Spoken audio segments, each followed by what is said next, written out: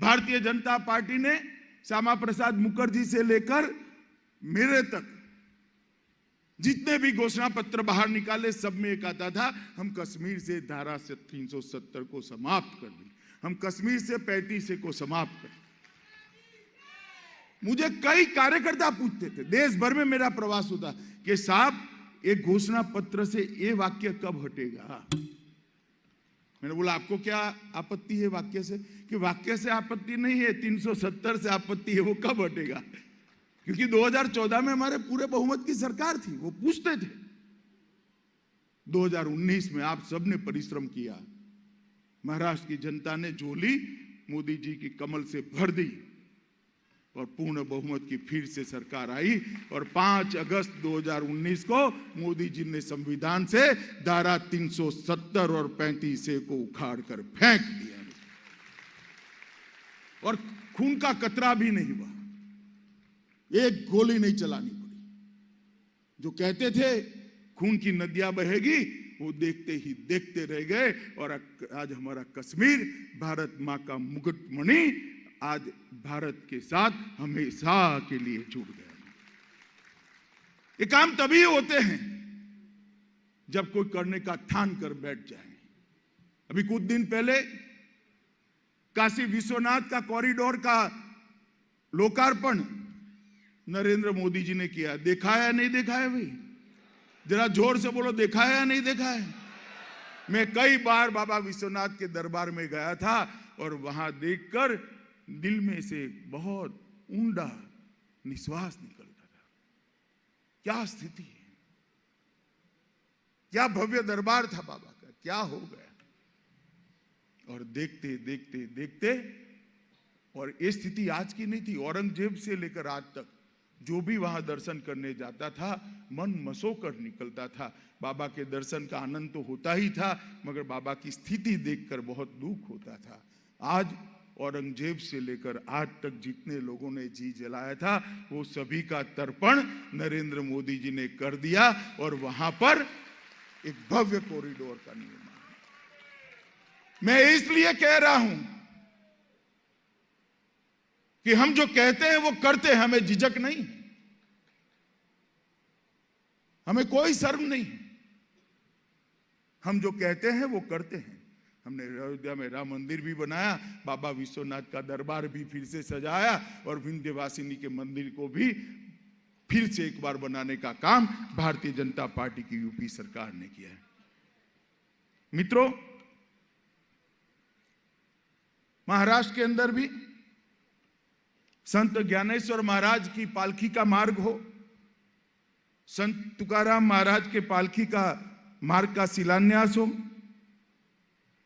महुरगढ़ में रेणुका देवी मंदिर, तुलजापुर में तुलजा भवानी का मंदिर, कोल्हापुर में अंबाबाई का मंदिर, संत एकनाथ का जन्म स्थान पैठव, 100 गांव में गजानन महाराज का मंदिर और सीडी के साईं बाबा को एयरपोर्ट से जोड़ना, ये सारा काम आपको माहिती होनी चाहिए, केवल और केवल नरेंद्र मोदी सरकार ने किया है, देवेंद्र फडणवीस सरकार ने। कांग्रेस को कभी ये विचार नहीं आता, कभी विचार नहीं आता, क्योंकि उनको उनकी वोट बैंक का डर लगता है कि चली जाएगी चली जाएगी चली जाएगी। हम नहीं डरते हैं। लोकतंत्र के अंदर जन भावनाओं का सम्मान होना चाहिए, जनता की इच्छा का सम्मान होना चाहिए, जनता की श्रद्धा का सम्मान होना चाहिए।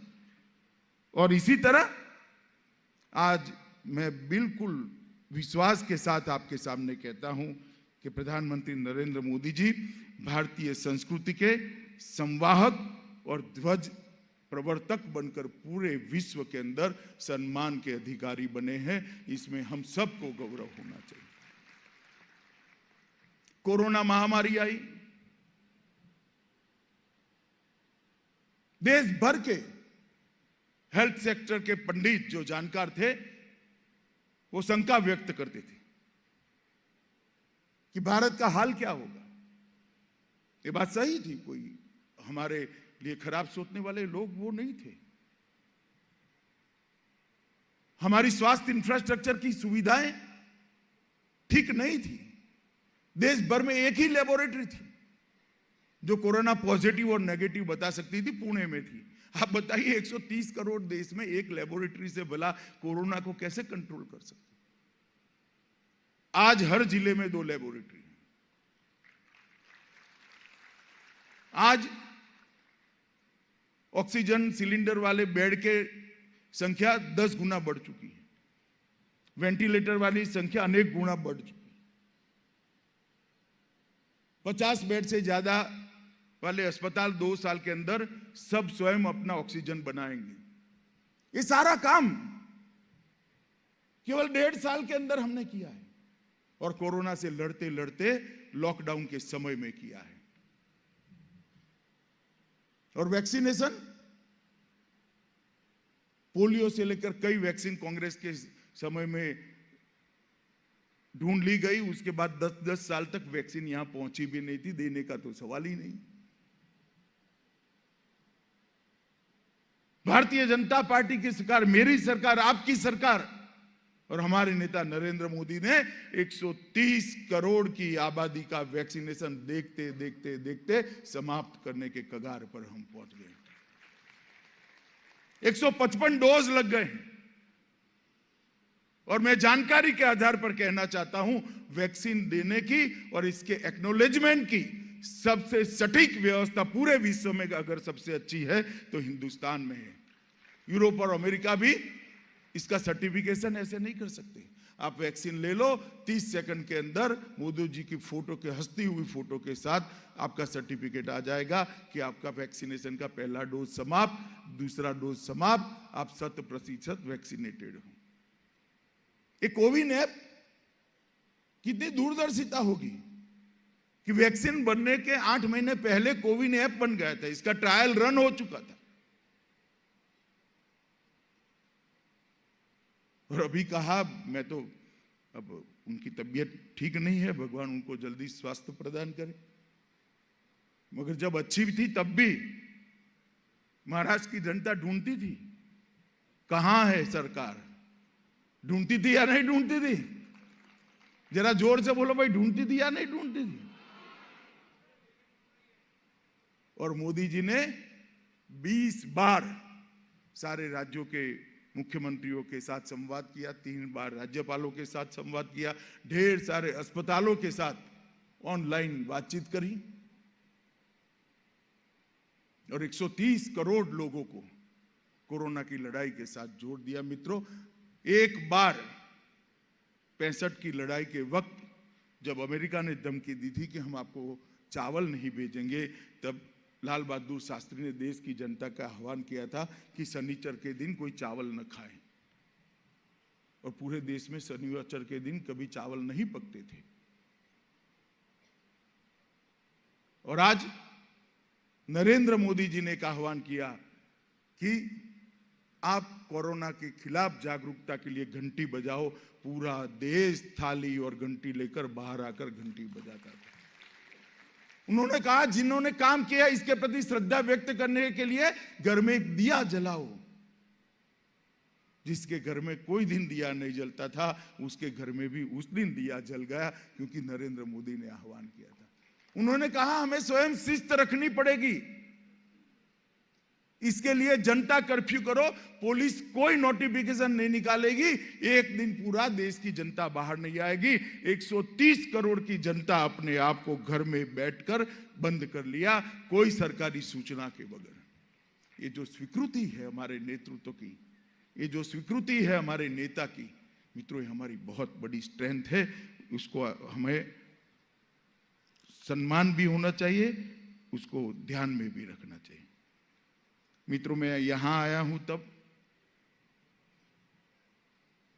मैं आज संगठन की बात करना नहीं चाहता, क्योंकि अध्यक्ष जी ने जिस प्रकार से, पुणे महानगर के अध्यक्ष ने जिस प्रकार से कार्यक्रम हाथ में लिया है, मुझे पूरा भरोसा है बाकी की व्यवस्था भी ये करेंगे चुनाव तक की, इसमें संगठन की बात नहीं करता। परंतु मैं महाराष्ट्र के चुनाव में 2019 में आया था। मैं खुद उस वक्त शिवसेना के साथ जो संवाद हुआ मैंने खुद ने किया है, और मैं फिर से आज कहना चाहता हूं, कि उस वक्त तय हुआ था कि देवेंद्र फडणवीस के नेतृत्व में चुनाव लड़ा जाएगा और मुख्यमंत्री भारतीय जनता पार्टी। मुकर गए, सत्ता के लिए हिंदुत्व के साथ समझौता कर लिए। दो पीढ़ी से जिनके सामने लड़ते थे उनकी गोदी में बैठ गए और कहते थे हमने तो कहा ही नहीं है। वो कह रहे हैं कि मैं झूठ बोल रहा हूं। चलो भैया, एक सेकंड के लिए मान रहे हैं, मगर आपकी सभा के पीछे जो बैनर लगते थे ना, उसमें आपके फोटो की और मोदी जी के फोटो की साइज जरा देखना। आपकी 1/4 थी। हर भाषण में आपको मोदी जी का नाम देना पड़ता था। आपकी उपस्थिति में मैंने और मोदी जी ने दोनों ने कहा था कि देवेंद्र फडणवीस के नेतृत्व में चुनाव लड़े हैं और एनडीए जीतने के बाद देवेंद्र फडणवीस मुख्यमंत्री बने। मगर चूंकि आपको मुख्यमंत्री बनना था, आपने हमारे साथ विश्वासघात किया, सत्ता पर बैठे और फिर क्या चलाया। मैं कुछ समय पहले आया था, तब मैंने कहा था कि महाराष्ट्र की अघाड़ी सरकार इस प्रकार की सरकार है जो 3 पहिए वाली ऑटो रिक्शा है, जिसके तीनों पहिए अलग अलग दिशा में जा रहे हैं। मगर मेरी थोड़ी गलती हो गई। मैंने बहुत ऑप्टिमिस्टिकली ये सरकार के लिए सोच लिया। आज मैं उसमें थोड़ा सुधार करना चाहता हूं। महाराष्ट्र की अघाड़ी सरकार 3 पहिए वाली ऑटो रिक्शा है, जिसके तीनों पहिए अलग अलग दिशा में है और तीनों पहिए पंक्चर है, जो चलती ही नहीं है, सिर्फ धुआं बाहर निकालती है और प्रदूषण बढ़ाती है। महाराष्ट्र की जनता के पास जाना पड़ेगा, घर घर में जाना पड़ेगा। क्या है सरकार महाराष्ट्र का कल्याण कर सकती है? जो महाराष्ट्र आजादी के बाद कई सालों तक हर क्षेत्र के अंदर टॉप मोस्ट रहा, देश का नेतृत्व किया, चाहे कोऑपरेटिव का आंदोलन हो, चाहे औद्योगिक निवेश की बात हो, चाहे उत्पादन की बात हो, चाहे एक्सपोर्ट की बात हो, चाहे डायरेक्ट टैक्स कलेक्शन की बात हो, चाहे कृषि उत्पादन की बात हो, चाहे दुग्ध उत्पादन की बात हो, महाराष्ट्र ने सालों तक देश का नेतृत्व किया। क्या ये लोग महाराष्ट्र को पुराना वैभव दिला सकते हैं क्या? हमने मुकर कर, कोई लाग लपेट के बगैर ये बात लेकर महाराष्ट्र के मतदाताओं के पास, पुणे के मतदाताओं के पास जाना पड़ेगा। ये निकम्मी सरकार है और इस सरकार की पतन की शुरुआत, इस सरकार के पतन की शुरुआत पुणे महानगर पालिका के परिणामों से होनी चाहिए।